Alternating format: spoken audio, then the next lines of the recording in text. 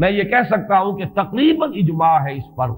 کہ یہ رات رمضان مبارک ہی کی ایک رات ہے۔ اس کی دلیل ایک تو یہ کہ القرآن یفسر بعضہ بعضا کے اصول کے مطابق قرآن مجید کے اندر سورہ بقرہ میں واضح کر دیا گیا شہر رمضان الذی انزل فیہ القرآن، رمضان مبارک کا مہینہ وہ ہے کہ جس میں قرآن نازل کیا گیا، اور یہاں فرمایا انا انزلناہ فی لیلۃ القدر، ہم نے اس کو اتارا ہے لیلۃ القدر میں۔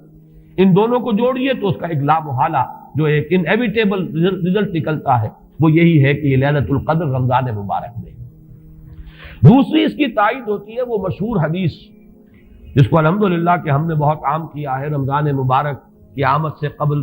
کوشش ہوتی ہے ہر سال جو ہے اس کی یاد دہانی کرا دی جائے۔ ایک طویل خطبہ جو حضور نے دیا تھا، خطبنا رسول اللہ صلی اللہ علیہ وسلم فی آخر یوم من شعبان، یہ حضرت سلمان فارسی رضی اللہ تعالیٰ عنہ سے مروی ہے کہ حضور نے شعبان کے آخری دن ہمیں خطبہ ارشاد فرمایا، یا ایھا الناس قد اظلکم شہر عظیم شہر مبارک شہر فیہ لیلۃ خیر من الف شہر، لوگوں آگاہ ہو جاؤ، تم پر ایک بہت مبارک مہینے نے، بڑی عظمت والے مہینے نے سایہ کر دیا ہے، سایہ فگن ہو گیا ہے تم پر ایک مہینہ جو بڑی عظمت والا ہے، شہر عظیم جو بڑی برکت والا ہے، شہر مبارک، اور تیسرا جملہ اس میں یہی ہے شہر فیہ لیلۃ خیر من الف شہر، وہ مہینہ کہ جس میں ایک رات وہ بھی ہے کہ جو 1000 مہینوں سے افضل ہے۔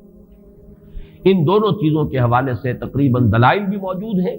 اور ویسے یہ کہ جیسا کہ میں عرض کر چکا ہوں اجماع ہے کہ یہ رمضان مبارک ہی کی ایک شب ہے۔ لیکن رمضان مبارک کی کون سی شب ہے؟ اس پر بعض مفسرین نے تو لکھا ہے کہ 40 قول ہیں۔ چنانچہ صاحب تفسیر مظہری قاضی ثناء اللہ پانی پتی نے، میں نے وہ تفصیل تو نہیں پڑھی، کہ 40 قول نقل کیے، لیکن امام راضی نے جو 9 قول نقل کیے ہیں وہ میں تیزی کے ساتھ آپ کو سنا دیتا ہوں۔ ابن رزین رحمہ اللہ کا قول یہ ہے کہ رمضان کی پہلی شب ہے۔ حضرت حسن بصری رحمت اللہ علیہ، یہ ہے تابعین میں سے، اس لیے میں رضی اللہ عنہ نہیں کہہ رہا، رحمت اللہ علیہ، حضرت حسن بصری رحمت اللہ علیہ کی رائے ہے کہ یہ 17ویں شب ہے، یعنی وہ شب کہ پھر جس کے اگلے دن جو ہے وہ غزوہ بدر ہوا ہے، یوم الفرقان۔ حضرت انس رضی اللہ تعالی عنہ مرفوعاً روایت کرتے ہیں کہ یہ 19ویں شب ہے۔ محمد بن اسحاق جو بہت بڑے سیرت نگار ہیں حضور کے، ان کا قول ہے کہ یہ 21ویں شب ہے۔ حضرت عبداللہ ابن عباس رضی اللہ تعالی عنہما سے قول جو ہے مروی ہے کہ یہ 23ویں شب ہے۔ حضرت عبداللہ ابن مسعود رضی اللہ تعالی عنہ سے مروی ہے کہ یہ 24ویں شب ہے، اور اس کو میں ذرا اہمیت دیتا ہوں اس لیے کہ 24ویں شب جو ہے سورہ علق کی ابتدائی آیات کے نزول کے ضمن میں کچھ حساب کتاب کے جوڑنے سے 24ویں اور 25ویں شب کا بھی معاملہ جڑتا ہے، جو کہ میں نے آپ کو سورہ علق کے درس کے دوران بتایا تھا۔ اس کے بعد حضرت ابو ذر غفاری رضی اللہ تعالیٰ عنہ کا قول ہے کہ یہ 25ویں شب ہے۔ اس کے بعد حضرت ابی ابن کعب رضی اللہ تعالیٰ عنہ کا قول ہے، یہ وہ ہے جن کو کہ حضور نے خود فرمایا کہ اقرأہم ابی ابن کعب، قرآن مجید کے سب سے بڑے قاری حضرت ابی ابن کعب ہیں رضی اللہ تعالیٰ عنہ، اور ان کے بھی سینے پر آپ نے تھپکی دی تھی کہ ایک سوال کیا آپ نے کہ سب سے عظیم سورت کون سی ہے، اور جب انہوں نے صحیح جواب دے دیا سورہ فاتحہ، تو پھر یہ کہ اس پر حضور نے تھپکی دی کہ تمہیں اللہ تعالیٰ نے بہت صحیح مناسبت عطا کی ہے علم کے ساتھ۔ ان کی اور صحابہ میں سے بہت سے لوگوں کی رائے، یہاں تک کہ یہ کہا جا سکتا ہے کہ بقیہ اقوال جو ہیں وہ شاذ کے درجے میں ہیں، اور یہ گویا کہ اگر اجماع نہ کہا جائے تو بہت حد تک اتفاق کے درجے میں ہے کہ یہ 27ویں شب ہے۔ اور اس 27ویں شب کے ضمن میں حضرت عبداللہ ابن عباس سے ایک روایت میں پہلے آپ کو بتا چکا ہوں کہ 23ویں شب، لیکن 27ویں شب کے ضمن میں جو مختلف روایات حضرت عبداللہ ابن عباس رضی اللہ تعالی عنہما سے مروی ہیں، ان میں بھی کچھ لطیف نکات ہیں، وہ میں بعد میں بیان کروں گا۔ اس کے بعد ایک شاذ قول اور بھی ہے کہ یہ 29ویں شب ہے۔ تو یہ گویا کہ 9 ہے اقوال، جن میں سے بعض جلیل القدر صحابہ کے ہیں، عبداللہ ابن مسعود، ابو ذر غفاری، ابن عباس، ابی ابن کعب، لیکن یہ ہے کہ سب سے زیادہ جو اتفاق اگر اجماع نہ کہا جائے تو 27ویں شب پر ہے۔ اس 27ویں شب کے بارے میں حضرت عبداللہ ابن عباس نے 3 نکتے بیان کیے۔ ایک نقطہ تو یہ ہے کہ یہ پوری سورہ مبارکہ جو ہے سورۃ القدر، اس میں 30 الفاظ ہیں، اور ان 30 الفاظ میں سے 27واں لفظ ہے ہی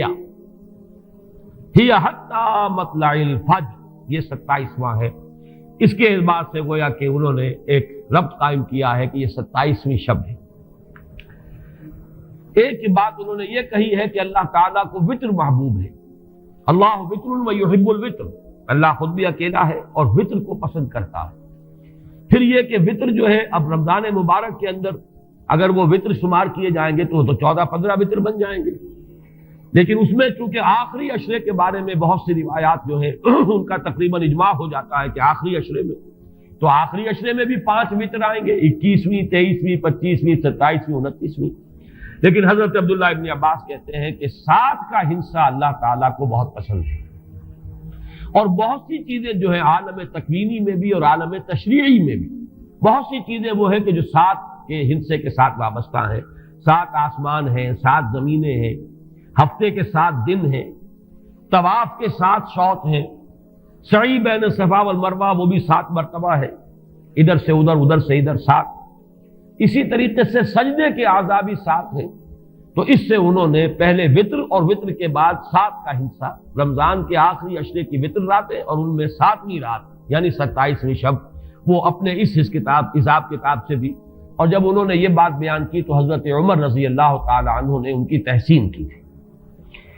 آخری بات اور بھی کہی گئی ہے کہ لیلۃ القدر جو ہے اس کے اندر حروف کو اگر شمار کیا جائے تو 9 بنتے ہیں، اور یہ لیلۃ القدر اس سورہ مبارکہ میں 3 مرتبہ آیا ہے۔ انا انزلناہ فی لیلۃ القدر وما ادراک ما لیلۃ القدر لیلۃ القدر خیر من الف شہر، اس اعتبار سے بھی 3 کو ضرب دی جائے 9 سے تو وہ بھی 27 کا عدد بنتا ہے۔ بہرحال یہ میں نے جیسا کہ عرض کیا تھا کہ ان کا کوئی تعلق نہ صرف سے ہے، نہ نحو سے ہے، نہ روایات سے، لیکن بہرحال حضرت عبداللہ ابن عباس کا ایک ذوق ہے، اس کو آپ ذوقی باتیں بھی کہہ سکتے ہیں، لیکن یہ کہ حضرت عبداللہ ابن عباس کی ذوقی بات ہے، لہذا اس کا کم سے کم تذکرہ ہو جانا چاہیے۔ ایک بحث یہ ہے کہ اہیا باقیۃ ام لا، کیا یہ رات جو اس کی عظمت تھی یہ باقی ہے، یا صرف وہی رات جو تھی جس میں کہ قرآن مجید نازل کیا گیا وہی عظمت کی حامل تھی؟ انا انزلناہ فی لیلۃ القدر، یا یہ کہ اب بھی ہر سال یہ رات آ رہی ہے تو اسی عظمت کی حامل ہے، اسی قدر و منزلت کی، اسی برکت کی حامل ہے؟ اس پر بھی تقریباً ایک اجماع ہے کہ یہ لیلۃ القدر باقی ہے، ہر سال آتی ہے۔